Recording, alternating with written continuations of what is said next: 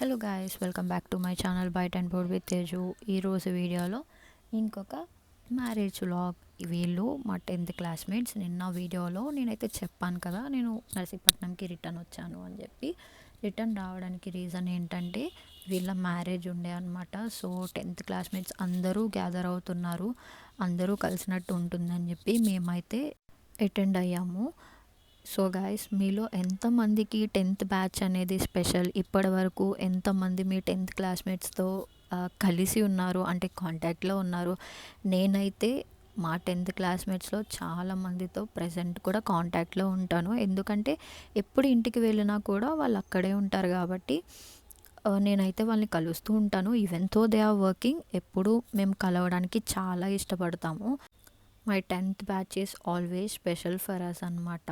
So నాకు కూడా చాలా స్పెషల్. వాడు వీడియో తీస్తున్నానని చెప్పి ఏంటిది ఇలా వీడియో తీస్తుంది అని చెప్పి అంటున్నాడు. So this is the batch.